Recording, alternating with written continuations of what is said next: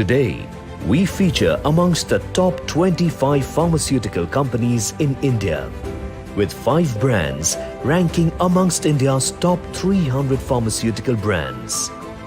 Indeed, generations of people have got well with our medicines. We make the highest quality drugs available across over 600,000 pharmacies of India, literally in every pin code. Now, we are evolving and becoming more agile, lean and simple. Our offerings and capabilities are becoming more diverse. Our processes are becoming more robust and lean.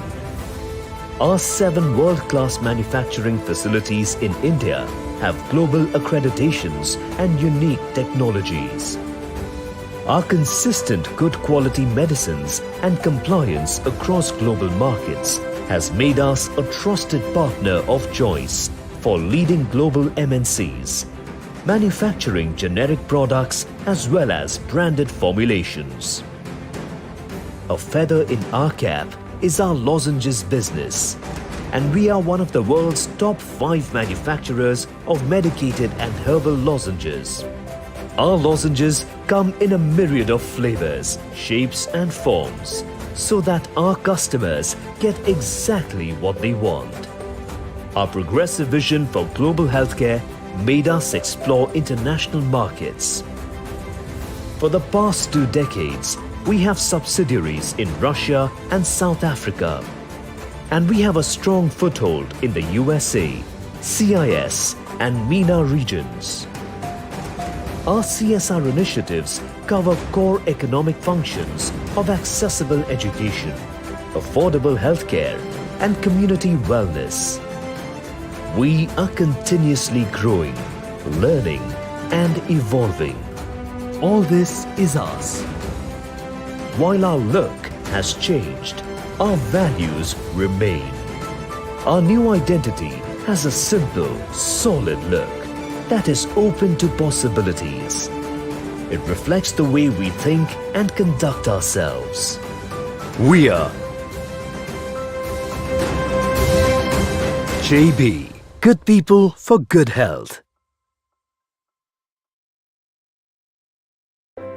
Over the past 45 years, we at JB have been known for our solid foundations, unique approaches, and an unwavering commitment to healthcare.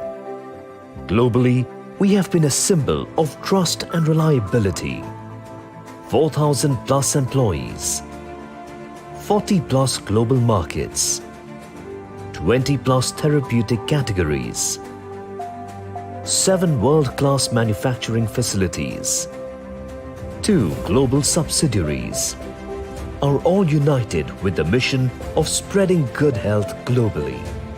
Today, we feature amongst the top 25 pharmaceutical companies in India, with 5 brands ranking amongst India's top 300 pharmaceutical brands.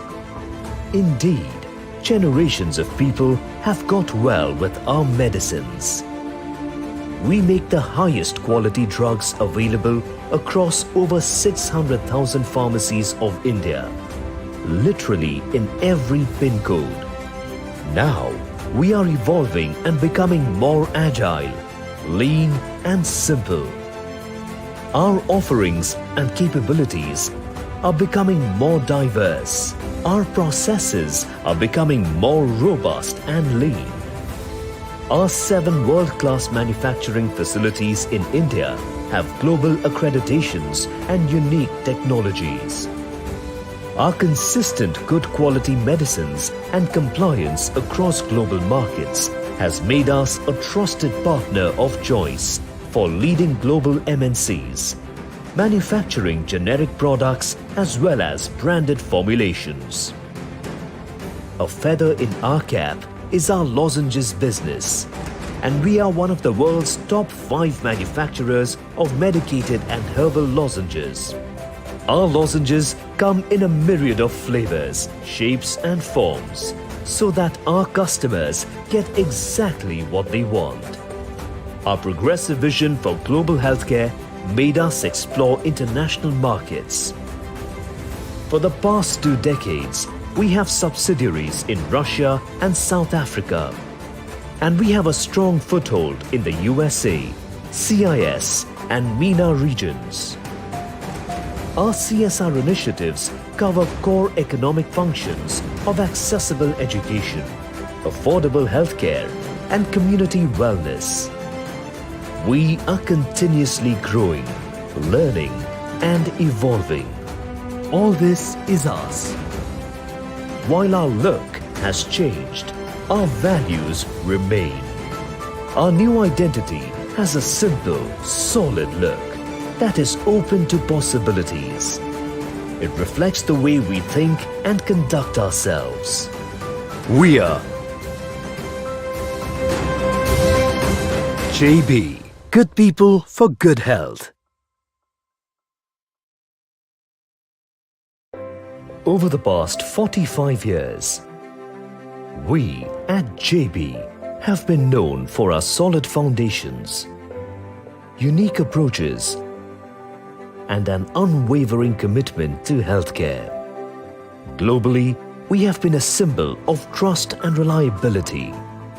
4,000 plus employees, 40 plus global markets, 20 plus therapeutic categories, 7 world-class manufacturing facilities, 2 global subsidiaries, are all united with the mission of spreading good health globally. Today, we feature amongst the top 25 pharmaceutical companies in India, with 5 brands ranking amongst India's top 300 pharmaceutical brands. Indeed, generations of people have got well with our medicines. We make the highest quality drugs available across over 600,000 pharmacies of India, literally in every pin code. Now, we are evolving and becoming more agile, lean and simple. Our offerings and capabilities are becoming more diverse. Our processes are becoming more robust and lean. Our 7 world-class manufacturing facilities in India have global accreditations and unique technologies. Our consistent good quality medicines and compliance across global markets has made us a trusted partner of choice for leading global MNCs, manufacturing generic products as well as branded formulations. A feather in our cap is our lozenges business, and we are one of the world's top 5 manufacturers of medicated and herbal lozenges. Our lozenges come in a myriad of flavors, shapes and forms, so that our customers get exactly what they want. Our progressive vision for global healthcare made us explore international markets. For the past 2 decades, we have subsidiaries in Russia and South Africa. And we have a strong foothold in the USA, CIS and MENA regions. Our CSR initiatives cover core economic functions of accessible education, affordable healthcare, and community wellness. We are continuously growing, learning, and evolving. All this is us. While our look has changed, our values remain. Our new identity has a simple, solid look that is open to possibilities. It reflects the way we think and conduct ourselves. We are JB, good people for good health. Over the past 45 years, we at JB have been known for our solid foundations, unique approaches, and an unwavering commitment to healthcare. Globally, we have been a symbol of trust and reliability. 4,000 plus employees, 40 plus global markets, 20 plus therapeutic categories, 7 world-class manufacturing facilities, 2 global subsidiaries, are all united with the mission of spreading good health globally. Today, we feature amongst the top 25 pharmaceutical companies in India, with 5 brands ranking amongst India's top 300 pharmaceutical brands. Indeed, generations of people have got well with our medicines. We make the highest quality drugs available across over 600,000 pharmacies of India, literally in every pin code. Now, we are evolving and becoming more agile, lean and simple. Our offerings and capabilities are becoming more diverse. Our processes are becoming more robust and lean. Our 7 world-class manufacturing facilities in India have global accreditations and unique technologies. Our consistent good quality medicines and compliance across global markets has made us a trusted partner of choice for leading global MNCs, manufacturing generic products as well as branded formulations. A feather in our cap is our lozenges business, and we are one of the world's top 5 manufacturers of medicated and herbal lozenges. Our lozenges come in a myriad of flavors, shapes and forms, so that our customers get exactly what they want. Our progressive vision for global healthcare made us explore international markets.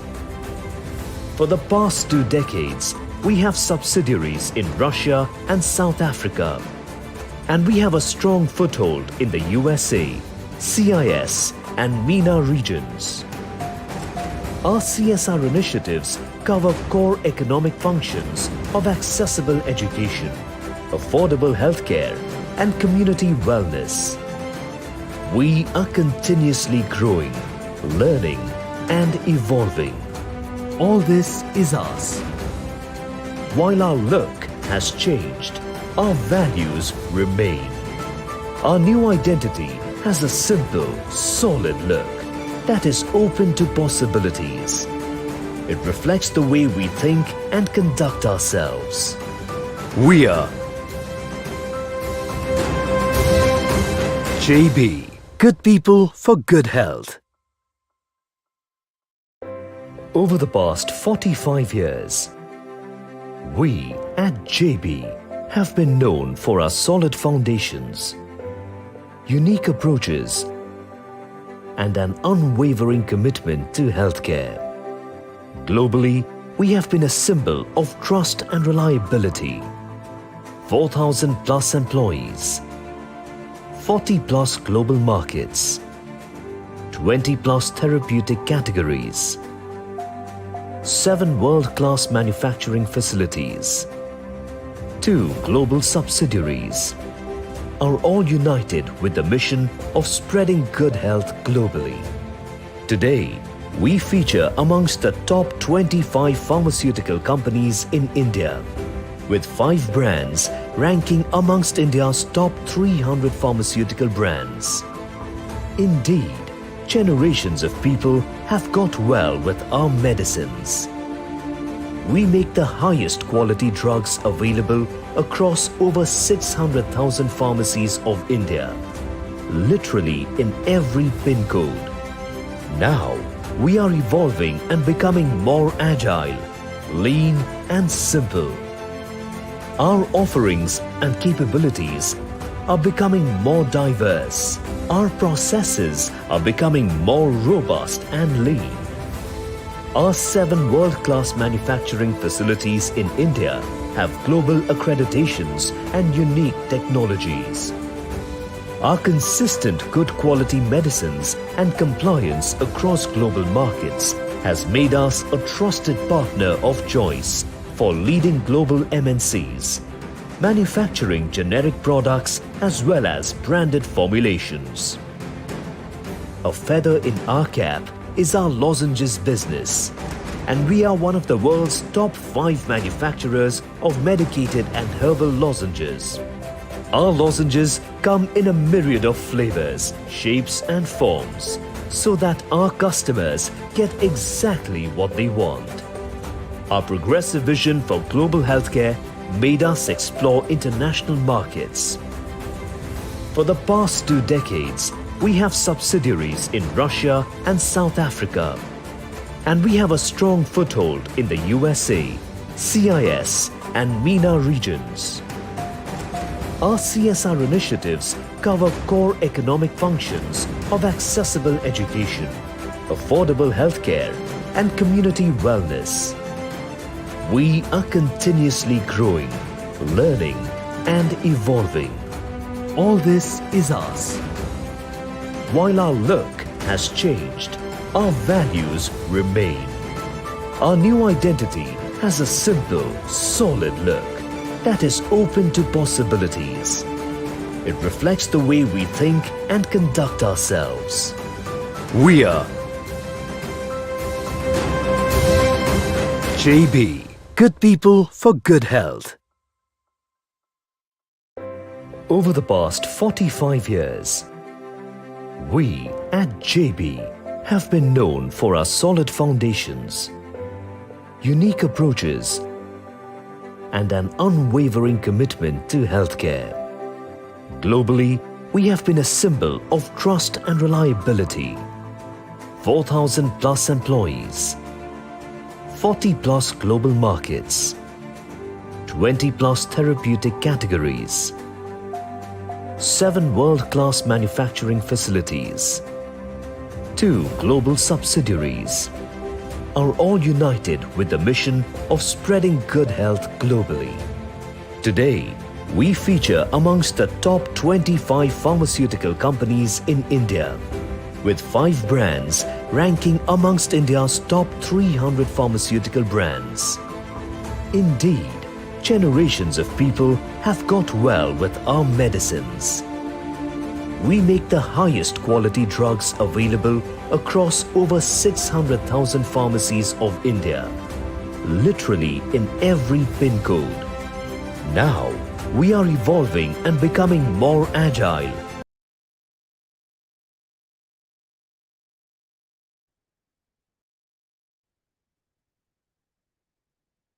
So, ma'am, it's 3, 2, 1. We are live now. Over to you, ma'am. Thank you.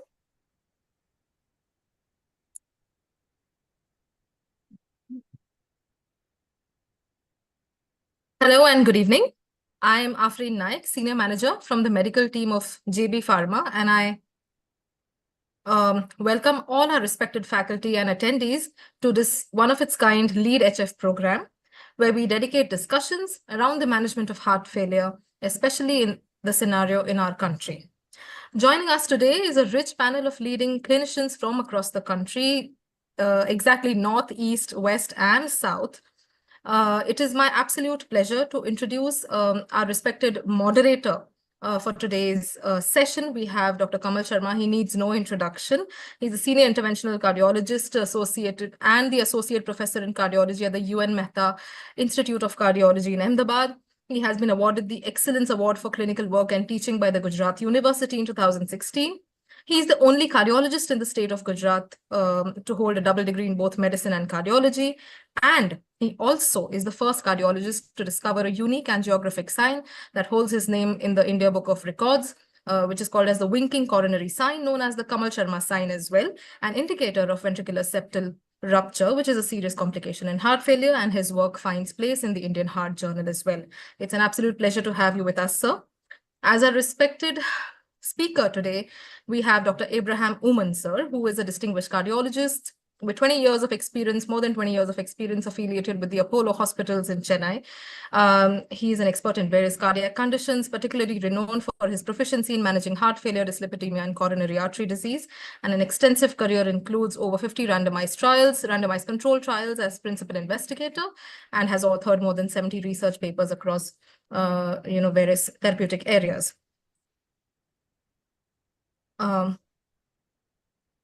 I welcome you, Dr. Abraham, sir, as well. Onwards, as we go to the panel discussion, we have a rich panel of experts from across the country who have joined us today.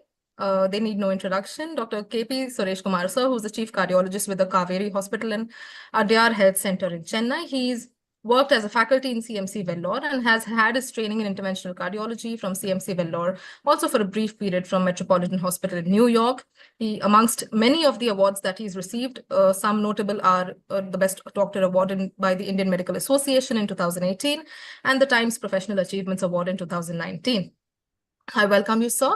Our next expert panelist for the panel discussion today is Dr. D. Prabhakar, who is a consultant interventional cardiologist associated with the Ashwin Clinic in Chennai and affiliated with the Apollo Hospitals in Chennai.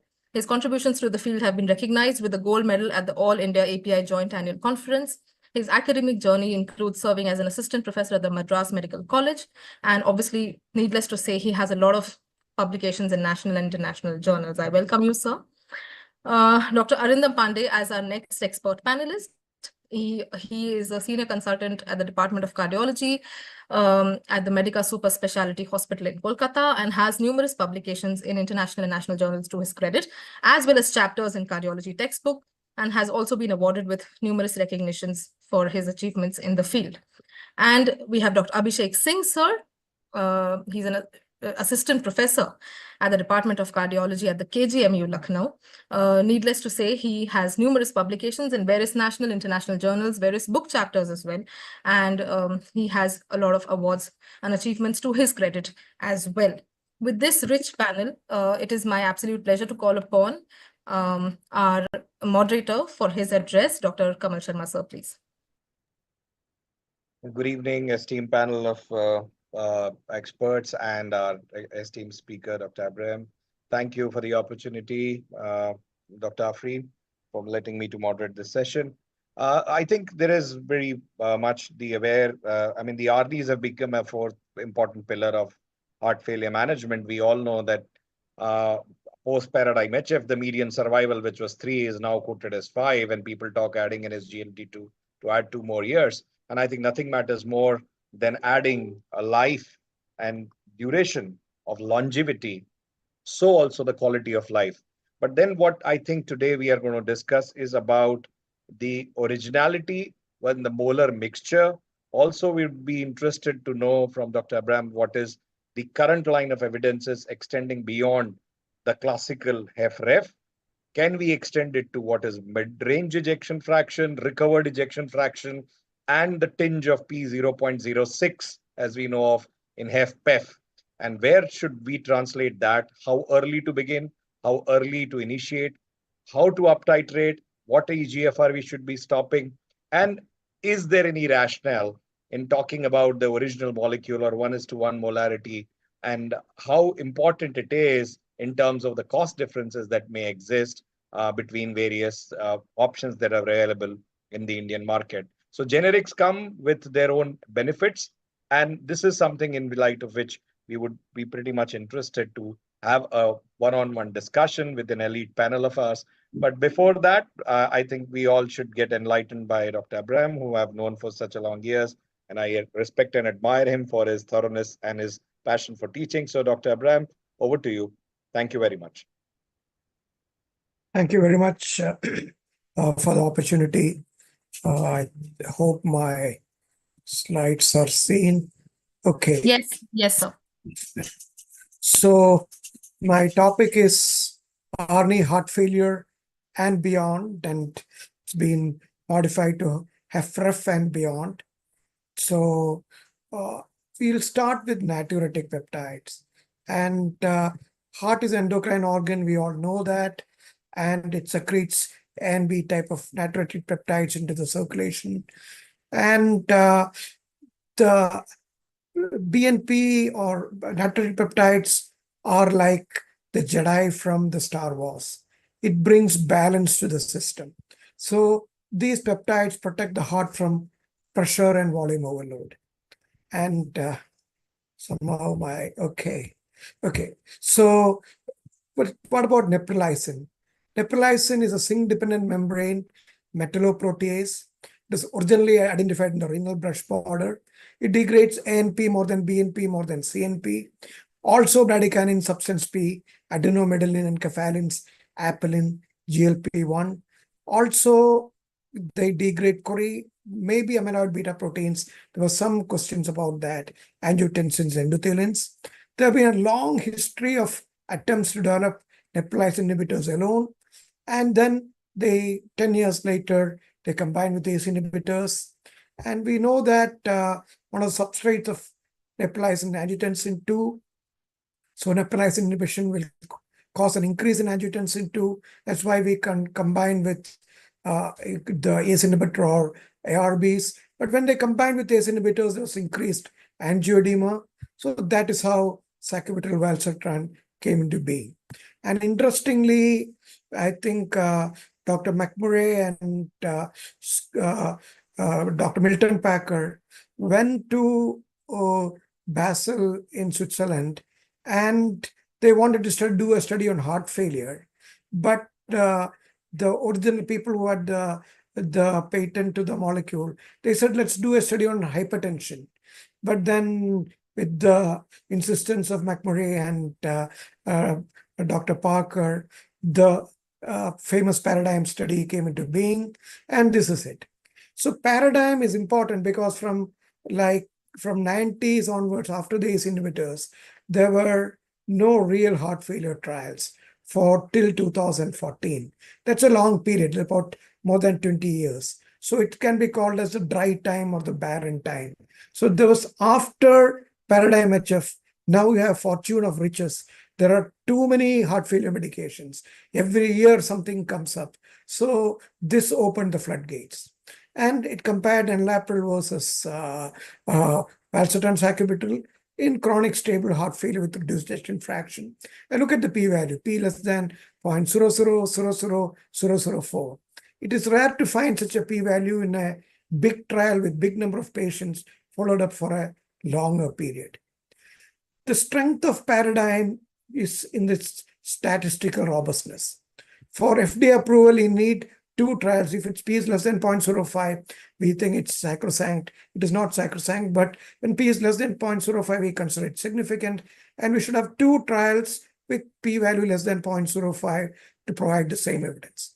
Or 1 trial with a p-value of 0.00125. Our paradigm had a p-value which is equivalent to not 1, not 2, not 3, but 4 consecutive positive trials. And again, its effect on cardiovascular death. That is something which we hardly mention as a standalone. In interventionals, we have 3P, 4P, 5P, now 5P plus, so many MACEs. But when you take cardiovascular death alone, most of these things become neutral. So the timing of benefit is something which you have to note.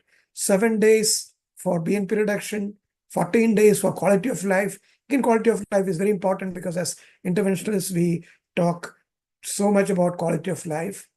1 month in reduction in heart failure hospitalization and 12 weeks reduction in LV volumes. So with that, we move on to other aspects, sudden cardiac death. Sudden cardiac death is significantly reduced by Valsartan Sacubitril, and patients with ICD at high risk reduction of 51%. Will it increase the EF and push the patient away from ICD? Yes, PROVE-HF in about 12 months of treatment, and 62% of the patients improved to more than 35% ejection fraction. This was unprecedented. Sudden cardiac death again, it's the major thing to be worried about in heart failure. Heart failure both preserved as well as reduced. In paradigm, the risk of sudden cardiac death was less than 2%. In PROVE-HF, it is less than 1% at 1 year. So the sudden cardiac death was reduced. What about VPCs or VF burden? And you can see a paper from Peter Martins that once you start Valsartan Sacubitril, the VPCs practically disappeared. We have a lot of antiarrhythmic drugs with no cardiovascular benefit. In fact, some of the drugs which we commonly use are not good in heart failure. But here we have something which significantly reduces the VPC burden. So this is my one slide about ARNI about heart failure. Patients with taking ARNI are less likely to die of cardiovascular cause or any cause, less likely to die suddenly, less likely to be hospitalized, less likely to show symptomatic deterioration, less likely to need intensification of oral therapy or IV therapy, less likely to show deterioration of renal function, less likely to visit ER, less likely to go to ICU, even if they get admitted, less likely to get IV inotropic therapy, less likely to require devices, less likely to show biomarker evidence of all stress and myosite injury. Moving from stable coronary heart failure, stable chronic heart failure, in hospitalized patient, Pioneer HF showed that the significant benefit in the primary endpoint of BNP and exploratory endpoint of composite of death, heart failure rehospitalization, LVAD, and listing of transplant, the number needed to treat of 13. Then moving to heart failure preserved ejection fraction, there's a publication from this week from European Heart Journal, Cardiovascular Imaging, and they said about HFpEF, and this is very important because HFpEF, think about phenotype, diastolic dysfunction, LA function, right heart, and dynamic testing. We should all introspect and see whether we are doing any of these or some of these, because we are missing a huge number of heart failure with preserved ejection fraction. And that article goes on to say, look at the left ventricular hypertrophy, GLS, think about ischemia, amyloidosis, look at LA size and function. Right ventricle also should be looked into, including strain and including the TR. And again, the diastology, mitral E by A ratio, the LV, LA reservoir strain, and the E by E prime. Simplest is E by E prime and mitral E by A ratio and RPA pressures. So moving to Paragon, I was one of the principal investigators of Paragon. So Paragon, on its surface, narrowly missed its statistical significance. To understand that if there are 5 events in the control arm, it would have been a totally different trial, positive trial. So it narrowly missed its significance, but it's generally considered as a positive trial. And there's improvement of quality of life significantly. So after ischemia, like all the intervention, there is quality of life has gained prominence. The same modality, Paragon also gained significance. And in females and in ejection fraction less than 57%, there is benefit with ARNI, but that remains subgroup analysis. That is why FDA approved and has got expanded indication of Sacubitril Valsartan. Currently, it is a class 2 indication for HFpEF. And the people to be given more focus, the ones with EF less than 60%, females, and maybe the people with lower GLS and people who has ejection fraction has improved. This is another paper looking at the Paragon again, and they divided the hospitalization events into the adjudicated one. This is what the original paper said. Then they looked at the investigator reported. This is also not post hoc. Then FDA asked them to do a probabilistic analysis and a sensitivity analysis, enriching or having a relook at the data. And they found that with both analysis, it was significant. So the investigator initially reported could have been quite significant. So that is why it is generally considered as a positive trial. And Paraglide in hospitalized patient together showed the same thing and benefit in patients regardless of the care setting. That was what was found. So this is where it stands in the different aspects of heart failure. In stage B, Paradise MI was a disappointment, not a failure. And reduced ejection fraction, Pioneer, Paraglide, Paradigm, and Paragon. Stage D, life, again, there was no benefit. And stage D is something which we should try to prevent. Other effects of ARNI includes reduction in the left atrial volume, left ventricular volumes, troponin levels, markers of fibrosis, mitral regurgitation in PRIME trial. It's a very interesting trial, and ventricular arrhythmias, which I already mentioned. Now coming to kidney. We know that heart failure is independently associated with GFR decline, and ARNI compared to ACE inhibitors reduced the rate of decline of GFR. So that is important. Even more important for Indians is that there was more than twice the benefit in diabetics, and majority of our patients are diabetics. And it's again a very recent paper in April 2024. They looked at patients with various KDIGO scores, low risk, moderate risk, and high risk. And they found that Valsartan Sacubitril was well tolerated and exhibited consistent cardio-kidney protection across the continuum of kidney risk. And this is one of my favorite slides. I keep repeating it because even though we know the benefit of ARNI, in India, the usage is maybe around 4 to 6% of eligible patients. And commonest reason is we are worried about the kidney function. So if the delta creatinine is less than 50 or the maximum creatinine is less than 2.5, minimum GFR is 30 or above, or maximum potassium is 5 or below, action advised is uptitrate and reevaluate the renal function. When you reach red is when the creatinine has increased more than double. Creatinine, the maximum creatinine is more than 3.5, minimum GFR, eGFR is less than 20, and potassium more than 5.5. For practicing people, like up to a creatinine of 2.5 and a potassium of 5, you can easily give ARNI, you can uptitrate ARNI. This is not commonly followed in our country. And the important thing was about potassium. Is it a hypokalemic drug? No, it is not, but it has got some protection. See here, MRA plus ARNI had less hyperkalemia than enalapril alone without MRA. MRA we know increased potassium. So here the combination had less potassium than enalapril alone without MRA. What about uric acid? We know there's a lot of controversies, or we do not know whether it's a bystander or an active partner in crime. But what we have seen in the paradigm trial was that people who had the highest uric acid did the worst. And sacubitril valsartan reduced uric acid both in HFrEF and HFpEF paradigm. What about HbA1c? We keep on hearing about GLP-1 receptor agonist, but one of the substrate for inflammation is GLP-1. So sacubitril valsartan increases GLP-1 levels. So that is why there's a reduction in HbA1c and substantially reduced likelihood of new insulin use of patients with type 2 diabetes. What about anemia? We all know that anemia is bad. We have seen that people with anemia do much worse.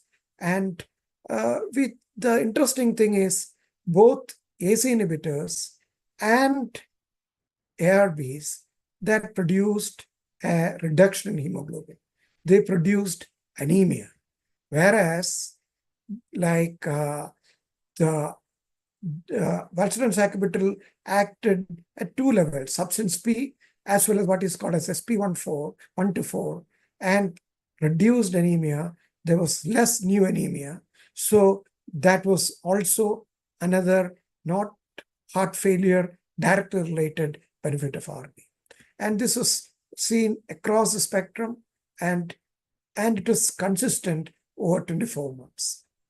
So ventricular remodeling, what are the benefits? After reduction, mitral insufficiency, I said this, reduce ST2 is considered as a death molecule, increased nitric oxide and cyclic GMP, decreased AMI extension in trials, reduce aldosterone, reduce extracellular matrix, so less fibrosis, less hypertrophy, less apoptosis. But talking about all these successes, I have to mention about the failures. It did not reduce central aortic stiffness compared to enalapril. It is not that it increased central aortic stiffness, but compared to enalapril, there was no difference, even though the percentage change was more with Valsartan sacubitril. What about the cognitive function? Initially, there was a 2014-15 period, there was a worry that beta amyloid brain deposits will be increased. We may get more Alzheimer's. Then people thought that reducing heart failure improved the cognitive function, but perspective was a neutral trial. But the beta amyloid brain deposition was non-significantly reduced with sacubitril valsartan in contradistinction to what was thought. Secondary MR. Secondary MR is very dangerous, and we know that more than 80% of the patients after the wonderfully successful COAP trials were dead at 5 years.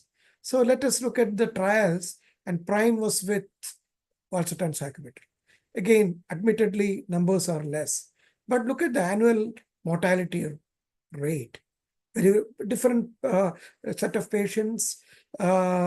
So we cannot directly compare, but still 31% EF versus 34% EF, and but it worked. It reduced the MR, and in Apollo, about more than 30% of the patients were referred for mitra clip. It cost about 30 lakhs. Become the MR either disappears or reduces, so that they no longer become a candidate for mitra clip, and they go home after saving 30 lakhs and probably their longevity also. Then moving beyond the BP lowering effect, the European Society of Hypertension, the guidelines mention ARNI, and it is a class 2B indication, and I personally use it for resistant hypertension. It has been accepted or approved in many countries for hypertension indication. Now coming to the elephant in the room, Paradise. So the Paradise to Paragon gap was only, the paradigm gap is only 3 months, but Paradise MI, you can see it is almost on the better side of line of the equity, but it did not reach significance. Again, but it reduced heart failure. So when the majority of heart failure, my patients come late, they're at high risk of heart failure. In fact, there is one study which showed that after a heart attack in India, the mean EF is around 50%. And there's another study which showed that it's around 45%. So because of the late presentation, and people who are likely to have heart failure or people who have LV dilatation, they still may be used as in acute MI. The very recent paper again last month. Do you have any markers for response? Yes, P wave duration more than 100 and QTC more than 460. They are a marker for a positive response to Valsartan sacubitril. Does it reduce the mean pulmonary artery pressure? In this study, with HFpEF pulmonary hypertension, it reduced the pulmonary artery pressure. Again, cost versus cost effectiveness. This is a paper from Canada. And the real benefit is if you start late, current care is somewhere we wait some time, versus early initiation de novo, there is a significant difference in the amount and the money saved. So you can see here, if you start with de novo heart failure upfront, the money saved was around 21,000 Canadian dollars. So what else we have learned about ARNI in heart failure, beyond heart failure per se? Favorable cardiac remodeling, reduce NT-proBNP levels, reduce troponin, reduce ventricular arrhythmias, reduce HbA1c, reduce anemia, reduce uric acid, reduce risk of hyperkalemia, reduce risk of hyponatremia and hypochloremia. That brings us back again to our country where usage is at best maybe 6%, maybe around 4 to 5%. And how many patients are eligible for the quadruple therapy? It's a recent publication from JACC Heart Failure. They found that nearly 82% are eligible for our quadruple therapy. And another 10%, that is 92%, are eligible for triple therapy. If you give all 4, you just need 4 patients to prevent 1 death over 12 months. And the life expectancy increased by at least 6 years. 6 years is the life expectancy increased by the guideline-directed medical therapy 4 pillars. And you should balance it with cancer. So this it shows that A new solid cancer drugs, there are data for each cancer. It goes for my pages together. And between the new cancer drugs introduced between 2002 and 2014, they were expected to extend lives by additional 2.7 months. When we have a disease which equally fatal, which can increase our life expectancy by 6 years or more, then it's a crying shame that we're not using it. This is the Dr. Greg Fornero's statement. Heart failure can be like a tiger. When it strikes, it can be with deadly force. And if you want to cage the tiger, we have to have all 4 pillars. And if you don't use them, you get eaten by the tiger or you get killed by heart failure. And this is my concluding slide. The great science alone will not save lives. For that, we need effective implementation. One of the mottos of one of the recent conferences was, there is no science without implementation. So that is what we have to introspect in our coming time. Thank you very much for patient hearing.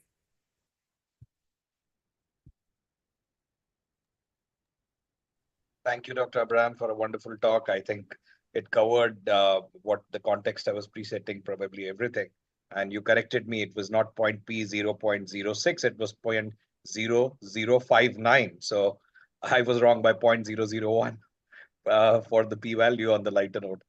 So yeah, it goes on to tell how the science and the numbers can actually play around.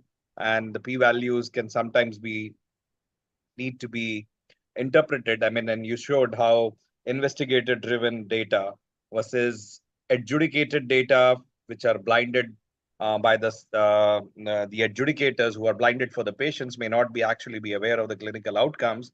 The functional class reporting can actually be very disguiseful, and it may not be true in the sense because the investigator is the one who actually deals with the patient.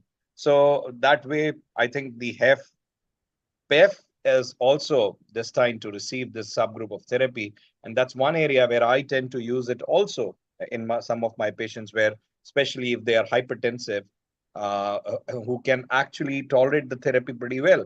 I think you already touched upon a lot of data sets about which subgroup, how to evaluate HFpEF, including 2 latest papers. And I think that solves a lot of doubts.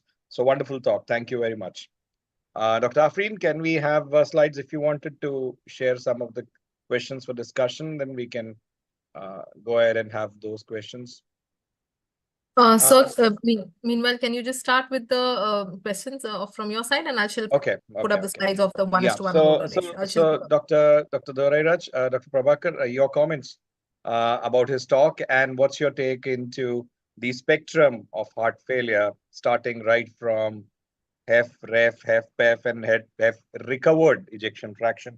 Do you believe that this is a therapy that can still hold its ground? A lot of patients do tend to come and say, we can't afford, and then you think, why not to step down from ARNI and put them on maybe just the Valsartan and take away the Sacubitril? Especially, that's where I would like to have your comments. So first of all, I should say that I've been listening to Oman talk about heart failure for the past 3 years. And every 3 months, he's updating himself so much. I learned from his talks. First, I should appreciate Oman for his excellent latest disclosure today. But I think the point that you are asking about, whether to give ARNI throughout without reducing it. Now, practically, let me tell you, I have tried this on a couple of patients and failed. They seem to be landing up with a slight deterioration again. So I think the point is there is clearly a benefit of this, and Oman clearly highlighted the different subsets of benefits. The arrhythmia, sudden cardiac death, the electrolytes, the anemia, it seems to be affecting all aspects of heart failure and in a beneficial way. There's nothing where you can say it's bad. And if you're not going to do it, you're losing each one of these a little bit. Like little drops of water make an ocean. So that's exactly what's happening when you stop the ARNI. I think that's very, very important not to stop these drugs and continue it throughout. We are seeing a lot of heart failure with improved ejection fraction or recovered ejection fraction, as you had called it. And it is very, very important to continue this for all these patients. I think it's a very, very important message to continue. Fantastic, Dr. Prabhakar. Good points.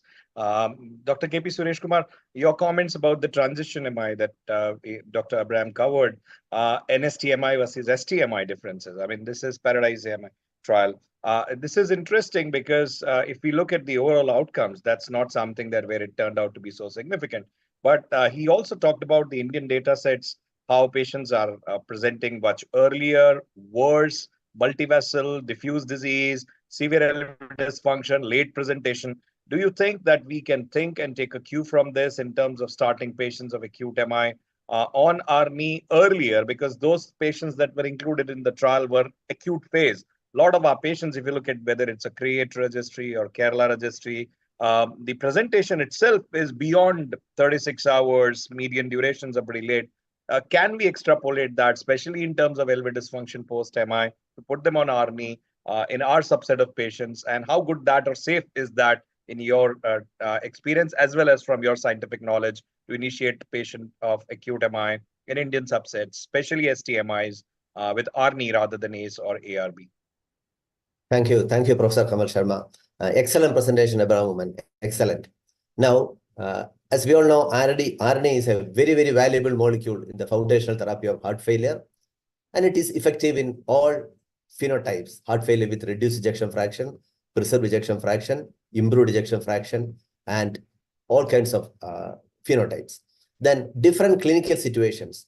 Paradigm heart failure is the first trial, chronic heart failure, OP setup. Then came acute decompensated heart failure, pioneer heart failure, and paraglide. Both shows effectiveness and reducing the adverse outcome. Then Paragon heart failure with preserved ejection fraction. Then, as Suman said, prove heart failure, that is with ICD eligibility, just reduce ICD eligibility by 30%. So different clinical scenario, it has proved its effectiveness with a very good p-value. The only clinical situation where it has not shown that much effectiveness is Paradise MI trial, where these acute MI situations. Actually, it is the same with Impact MI trial also, and with empagliflozin. Both acute MI is a totally clinical situation, different clinical scenario.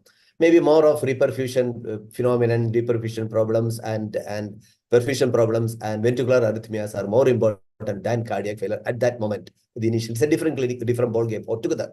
And other things, the event rates may be less because most of these patients are revascularized. So event rates are better post-MI care. That may be the situation why it has not reached the p-value. Still, the outcome is 10% improved compared to the controls. So another thing about this RNA is that most of the trials is compared with an active counterpart. Paradigm with an enalapril, and this Paragon with I think Valsartan. So it has not compared with a placebo, compared with an active competitor with this a significant p-value. So it's a very, very important molecule in our clinical practice to reduce the heart failure mortality. Thank you. Thank you, Dr. Suresh Kumar. Very well explained. Thank you.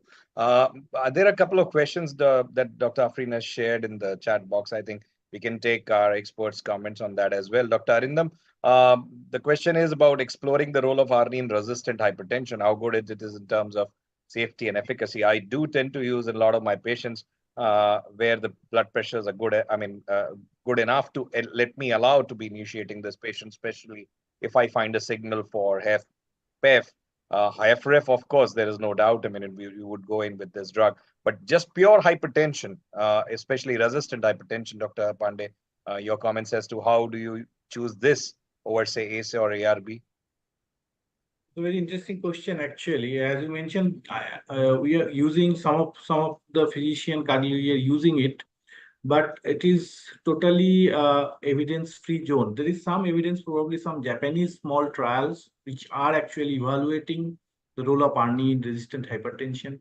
Now, you find the mentioning of ARNI in hypertension guideline as well. You rightly mentioned if the patient is having concomitant heart failure with preserved ejection fraction. Now, good subset of this preserved ejection fraction patient may be also having resistant hypertension. So there the choice is very easy because it is supported by the guideline.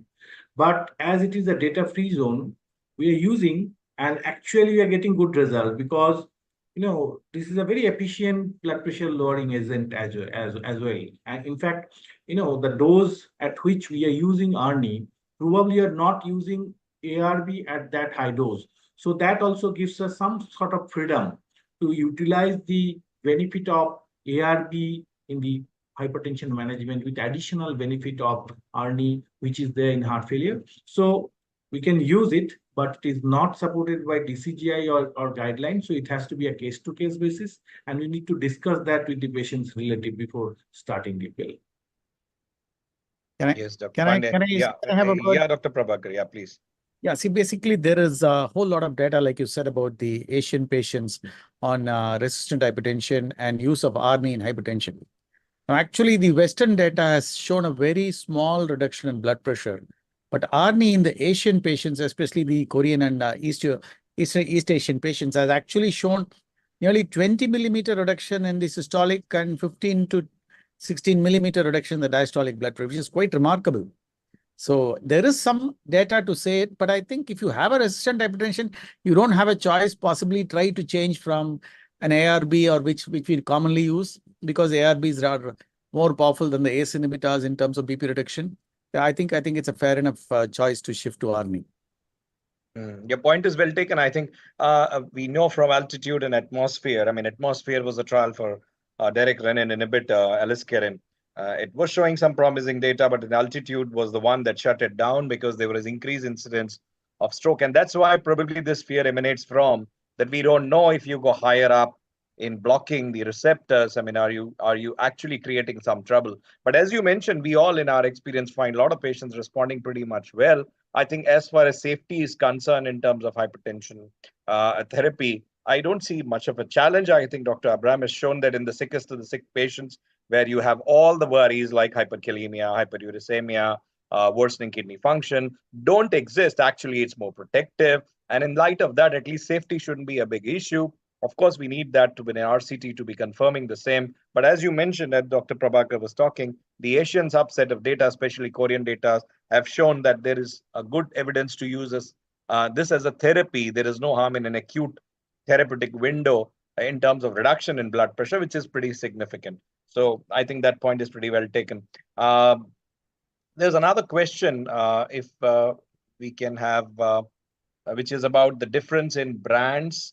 What is the significance to one-on-one molar ratio? I don't see. Yes, so Dr. Abhishek Singh had to leave because of some emergency. Dr. Abhishek, I am in not the- able to see on the Yeah, screen. he So, had to leave yeah. because of some emergency in the cath. So, Okay. yeah. Okay. So, Dr. Abraham, if you can take that, let's hear from the expert himself. So, what do you think about this 1:1 molar controversy? I don't think, see, the problem is we have to look at the practicality. There are many, I think there are some slides to show if the benefits or, but fundamentally, ARNIs reduce events.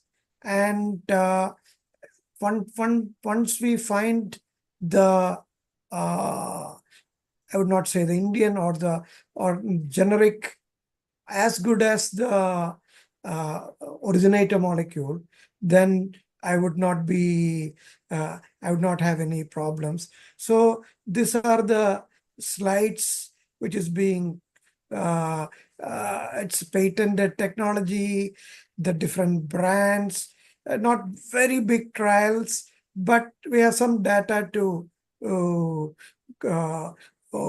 support that. If we can have the next slide, we can show the technology. And so the Valsartan Sacubitril displays very funny thing. It's a very complex molecule, but they have been having this molecule from 1971, and they didn't know what to do about it till 79, 80 period or 89.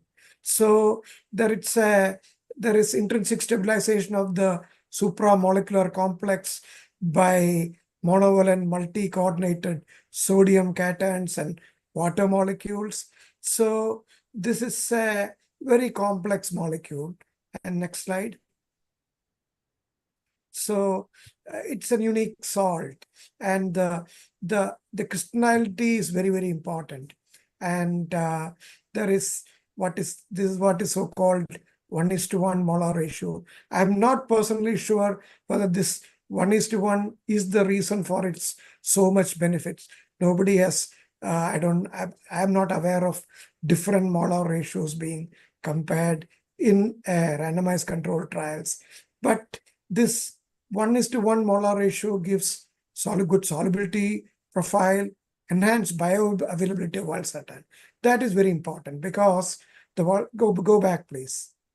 The valsartan which is in Arni is different from the valsartan which we buy separately. Or 103, this is Dr. McMurray's statement, 103 milligrams of valsartan in valsartan sacubitril combination, 1:1 molar ratio, is equivalent to 160 milligrams of valsartan, which is available or commercially available. So it enhances the bioavailability of valsartan, and it has got a higher dissolution rate. So this molar ratio may be part of it, but the this combination, this crystalline structure increases the bioavailability, and that is very crucial. Next slide. So this is what I was saying. Valsartan has got poor dissolution, but when you combine the solubility and dissolution rate, the rate becomes better. Next. So this is court related. Novartis went to the court against the Indian companies, but court was along with the Indian companies. So making the long story short, our Valsartan sacubitril is as good as the innovator, at least experimentally. Next slide. That's all. Okay. So this is the unique patented structure. So the complex molecule, and so sodium cations, water molecules, and the molar ratio is sacubitril 1, valsartan 1, sodium cations. So the 3:2.5. So that is the ratio. And with this ratio, the efficacy is as good. We do not know what is better. Next slide. So the claim is that valsartan in Asmada is more bioavailable than valsartan in any other marketed tablet formulations. But we have to, my personal take on all these things is, if the medicine is not given, whether it is the 1:1 molar or whatever it is, it doesn't work. And as such, we are giving only 5 to 6% of our heart failure patients. And we should concentrate there, and implementation is the key. And it's a free country, we can choose, but this particular molecule may have theoretical advantages. That is my take on it. But unless you have to start giving, because what we have found even in tertiary care institutions, once the creatinine goes more than 1.7, 1.8, hardly anybody gets RNA. That is the problem. So these are the company slides. So I give it back to the moderator, Dr. Kamal Sharma. Yeah, Dr. Abraham, very well taken. I think the important point is that RNA is not equal to 47 plus 23, or whichever way you put 20 milligrams of combo of two drugs mixed into and stirred into a tablet. That's not what the molecule is. Molecule is different. It's the racemic mixture, and it needs to be covalently bound between the two of them. So I think that is an important message, as you are rightly mentioning, that probably we don't have a head-on trial to compare the outcomes in terms of pharmacodynamic effects. But yeah, pharmacokinetics, we do know that the serum levels attained by the original molar complex is probably going to be more for valsartan as compared to the other. The question that is there in the chat box is for the resistant hypertension. I think we've already taken that. In atrial fibrillation, Dr. K.P. Suresh Kumar, if you can take AF as a subset and patient has got heart failure with preserved ejection fraction, do you think this is a good subset to initiate RNE, or because Dr. Abraham was mentioning about different subsets amongst the HFrEF where how you can determine as to who probably will benefit. We'll take comments from each of you, and then maybe Dr. Abraham can also come in with his comments as to who in the HFpEF subgroup are the ideal candidates who probably will benefit more. Dr. K.P. Suresh Kumar first. Yes, Dr. Abraham has shown us what are the different ways how RNA benefits in people with heart failure. However, the one word answer it ultimately produces a reverse remodeling of LV. So it reduces the myocardial stiffness. It produces reverse remodeling of LV. It changes the LV volume, shape, everything favorably. It reduces the MR. It reduces the LA size. Definitely, it reduces the incidence of atrial fibrillation. So it is found to reduce the incidence of atrial fibrillation by improving by its effect on LV and LA. So If I want to make one point, actually, paradigm heart failure trial, all aspect it should benefit except atrial fibrillation. Actually, we expected a lot out of RNA because it had failed very seldom.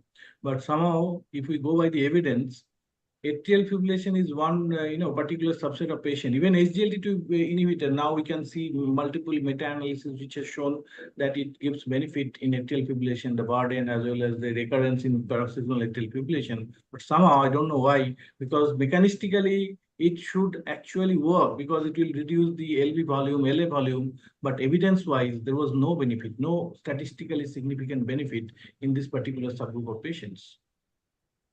Dr. Prabhakar, you were also trying to say something. So when you have an atrial fibrillation with hypertension, the ARBs are known to stabilize the atrial substrate. So Valsartan is an ARB and part of it should be beneficial.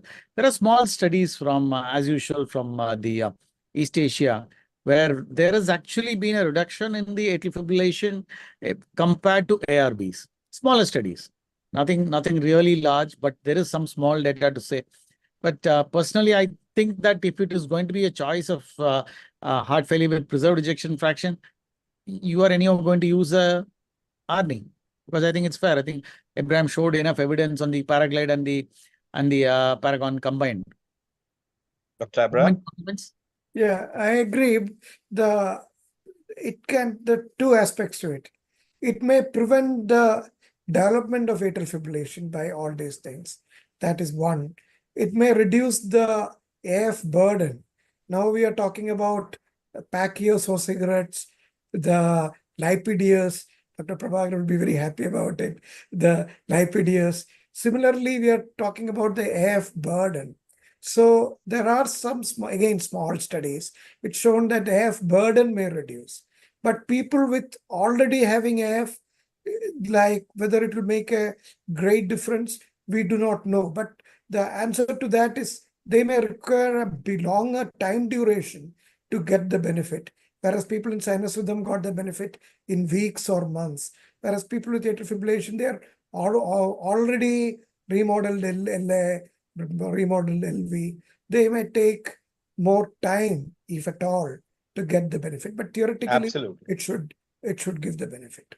I think Dr. Arindam raised a very important point. It did not reach a statistical significance, but also the point is that the trial was not driven by that, because what we are looking at is the important endpoints of the study, and you need to stop, because beyond that point, the study, it becomes unethical to continue the study when we know that this trial was terminated much early, and that's why to wait for the outcomes in terms of AF, either you need to design a separate trial which can look into the same in a randomized control fashion, as he also mentioned, that regression of MR, LA fibrosis, all other things were improving, LV's dimension, LA size, LA efficiency, LA function.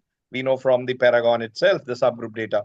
If all those are improving, why shouldn't the AF burden, occurrence of new onset AF not reduce? But I think Dr. Abraham summarized it pretty well. If you already are in AF, I think we are beyond a point of reversing what already exists. But if you are progressing in that direction, probably the new onset may differ. But as Dr. Arindam mentioned, right now the evidence is not reaching that p-values. But again, the trial was not designed to look into it. And we have, as Dr. Prabhakar was saying, some signals from the small subset of studies which do tell us that it should work out in that patient, subgroup of patients as well. I think this is a question beyond ARNI. I mean, do we have a choice of beta blocker? Let me club it in terms of the ARNI itself. Which beta blocker, if you're giving an ARNI, would you choose to be the most preferred agent? I mean, in patients with heart failure, I assume that's what they are asking. In here, heart failure with reduced ejection fraction. So we have 3 molecules. Maybe you can have some insight, maybe, or if you're a fan of nebivolol, maybe think of that as a half one or half approved kinds. But otherwise, we have only 3 choices to choose from. So metoprolol succinate or carvedilol or bisoprolol. Let's have inputs from each one of you. So Dr. KP Suresh Kumar? I don't think there is any. You should use one of these. That is extended release metoprolol succinate, bisoprolol, or carvedilol. I don't think there is any beta blocker goes better with RNA. I don't think so. Absolutely. And Dr. Prabhakar? So my clinical take is that when the blood pressure is high, the vasodilatory beta blocker carvedilol I use. Otherwise, my choice is generally bisoprolol because in terms of heart rate reduction, bisoprolol seems to be the best. And you would like to have a heart rate of about even 60 or 55, as Javad Butler and Michael Baum keep saying. 60 or 55, you're not going to achieve with any other beta blocker. I think that is where the bisoprolol scores. Metoprolol, to get to that dose doesn't matter. But ultimately, bottom lies is one thing. Get a heart rate definitely less than 70, probably 60s. That's less than even 60. I think that is my take on clinical practice. Yeah, I think I do agree with Dr. Prabhakar. So if the blood pressure is high, my choice is carvedilol. Otherwise, bisoprolol is my natural choice. I can remember, I don't think there are too many trials which has compared head to head, but one small European trial which compared carvedilol and bisoprolol, they showed clearly the heart failure benefit is equal. But if there is underlying reactive airway disease or some component of bronchial asthma or COPD, then probably bisoprolol has an edge over carvedilol, because carvedilol is, as we know, it's non-selective beta blocker. It has some alpha blocking, capacity as well. So if there is lung issue, then your only choice is bisoprolol. If the blood pressure is high, I'll choose carvedilol. Otherwise, in a patient where there is no, compelling sort of thing, then my natural choice is generally bisoprolol. I think I completely agree. One small data set is from COMET. Only one big trial, randomized control trial to compare the two. Metoprolol tartarate, however, was the salt, not the succinate. So maybe you're blaming the wrong cousin for the therapy. But again, the other criticism that came from COMET was about the dosages. I think the dose of tartarate was 85, and I believe carvedilol was reached up to full dose of 25 BD. So sub-dosaging and the separate salt were the two differences, but that's where carvedilol actually did better than metoprolol by 16% additional statistically significant p-value reduction in the event rate. But barring that, as you mentioned, bisoprolol looks like a good choice. That's what I use. Easy to titrate, easy to go on the heart rate, but blood pressure when you're chasing, I think carvedilol would make a good sense. Dr. Abraham, you have any preferences between the 3? Yeah, I echo what is said, but the most important thing is to reach the target dose is the easiest with bisoprolol, 2.55, 10. And we can uptitrate the other drugs also. Absolutely. Because when you reach 25 BD of carvedilol, then to uptitrate others becomes very set, unless the patient has got resistant hypertension or some other hypertension. So my choice would be purely along with the beauty of the drug, but the way I can uptitrate to target doses.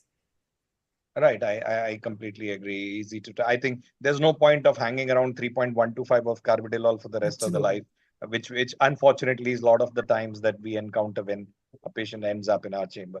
So I think in the interest of time, I should probably be taking your closing comments from each one of you. Dr. Arindam, let's go in the reverse order this time. Dr. Arindam, your closing comments on ARNI.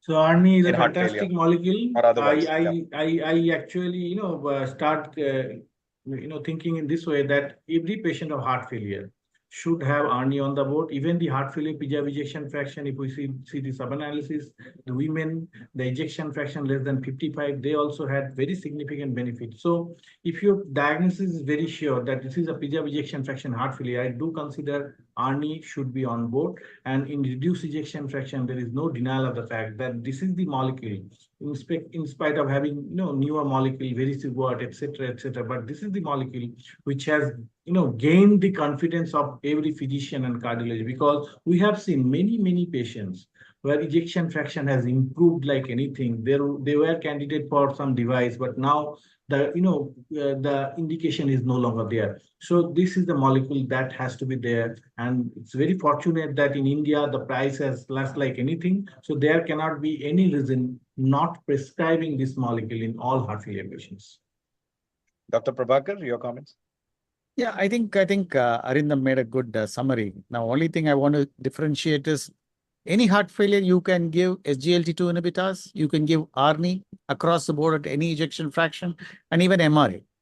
The only drug that is not given in heart failure with preserved ejection fraction is going to be the beta blocker, unless there is a specific indication, because higher heart rates are actually better in heart failure with preserved ejection fraction. There are some studies, we can discuss it on a different forum later. But as far as ARNI is concerned, I think all heart failures, irrespective of the ejection fraction, or whether there is improvement or no improvement, must be on ARNI, and give it at the maximum dose, maximum tolerated dose. Try to push it to the maximum tolerated dose. Thank you. Dr. KP Suresh Kumar? RNA is a very important molecule in all spectrum of cardiac failure. And each visit when the patient comes, we should try to up-titrate the dose based upon the blood pressure and try to reach the target dose or the maximum tolerated dose.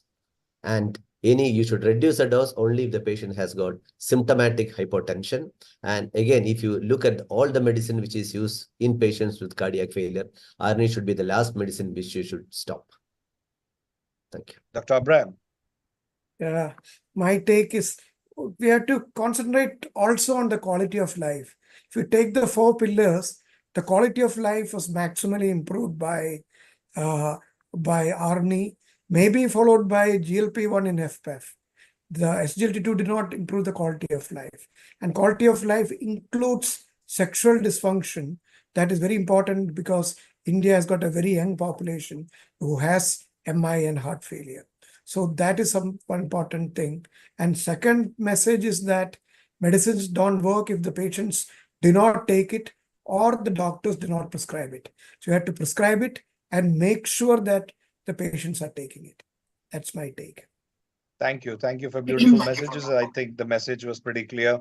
ARNI as already, I mean, they said ARBs killed ARNI, ACE inhibitors. So now I don't know if ARNI is killing the ARBs as well as ACE inhibitors both. But I think it's the time for therapy that is known and is supported scientifically and in clinical trials to not only improve quality of life, but also improve survival and duration for which a patient is going to live, as we know, which was covered, that it's median duration. If we talk, it's 2 years that's added beyond the standard care of MRA and beta blockers. And now we had SGLT2, probably we have at 4 years. And a lot of our EP friends, and we also see that the patients who were previously listed on CRT awaited or heart transplants awaited actually come and tell you that I'm doing much better, take me off the list. So thank you very much. And over to team. Afreen is there? Yeah, over to you, Afreen. Thank you very much. Yeah, thank you so much, sir. For Dr. Abraham's query, just 2 minutes. We do have a recent study which has been published in the European Journal of Cardiovascular Medicine with the lab analysis done with the brand Azmarda as compared to the other generic brands which have an FDC as compared to the 1:1 molar ratio which is there in Azmarda, and we'll be happy to share the publication with you post this meeting over email. In the interest of time, we've overshot 3 minutes, but Dr. Kamala and the panel, if there is maybe 1 minute time more, can I ask one question from the company side, please? Yeah, we do have an initiative for the HF clinics, supporting the development of HF clinics, which basically, ranges from patient education deliverables, symptom trackers, disease education, HF training to nurses, dietitian and counselor support, and some diagnostic support as well, including point of care devices. In our endeavor to, sort of excel at this by every passing day, is there any suggestion from the group that for things that should be part of, NHF clinics support setup, and maybe how can we improvise on this? If maybe 1 minute, you all can just take a minute to answer this question. I always say whenever somebody comes and says we do this activity is capture and publish. If you're not capturing data, you're not publishing that data, I think the service is only half done. If you publish it, you actually do better service. So I think you are doing tremendous job in getting screening done for NT-proBNP by the camps, helping them with the diagnostic test, also trying to arrange for some health education promotional activities. But unless you know that's outcome, how healthcare or heart failure support clinics are improving quality of life, I think that goes half, I mean, more than half goes down the drain. I think capture and publish. That's my small suggestion. If I can chip in, Heart Failure Association of India is developed the process of having at least one heart failure clinic, and this is as per the guidelines of Heart Failure Association of India, which is endorsed by Heart Failure Society of America as well as ESC, in at least one per district. That is at least 1,000 heart failure clinics across the country. It is a non-promotional thing, and the data capturing is very, very important. But India, what happens is data is captured much later and no action is taken on that. There is no science without implementation. So what we are doing is, like, if within 24 hours the data has to be entered, and if the patient is not on GDMT, that it has to be elevated to the cardiologist or the consultant, and action has to be taken, or a reason has to be given. So without implementation, like, nothing works, because what happens is we see that in registries again and again. And with due respect, the registry data for heart failure is more or less similar across the country. The MI data is similar across the country, and it should not be. It should be different. So the data is, for example, the CKD data in one of the major national registries in heart failure is only 7%, whereas it should be at least 30-40%. So the data capturing has to be the simultaneous data capturing and implementation. Without implementation, there is no science. Yep. One thought for you. If you're going to be serious about heart failure diagnosis and point of care, move to third tier places where they don't have an echocardiogram. Put in your NT-proBNPs there. That's where the diagnosis is lost most of the time. And once your NT-proBNP is high, they could send it to a center where an echocardiography or other tests can be done. Right. That's what we are trying to do. We are trying to have in Arunachal Pradesh or this thing, because most of these are metro-centric or institute-centric, but real India lives elsewhere. So that's what you have to look at, collaborate with organizations, and make sure that the benefit reaches the people. Yep. Well, okay. So if yeah, thank you so much. Thank you so much, doctors. So with that, I apologize for the little 6-7 minutes overshooting of time, but I really would like to extend, on behalf of my entire team, I'd like to extend a lot of gratitude to all of you all, starting from our moderator, respected Dr. Kamal Sharma, to our respected speaker, Dr. Abraham Sir, and the rich panel, Dr. Arindam Pandey, Dr. Prabhakar Sir, Dr. KP Suresh Kumar, and Dr. Abhishek Singh, who had to leave because of some emergency. I also take this time to this opportunity to thank all the audiences who've been viewing us live from across the country. Thank you so much for your continued support and for viewing and being part of this program. I would also take this opportunity to thank my entire Salesforce team who has come together to put this event together, led by Mr. Amin and Mr. Raju. Thank you so much, team, for putting this event together and for the success of this event. Until next time, we shall see you around with some more good scientific stuff, good scientific events. Till then, please take care of yourself and have a very, very nice weekend. Thank you. Good night. Bye-bye. Good night. Good weekend. Good night, everybody. Bye-bye.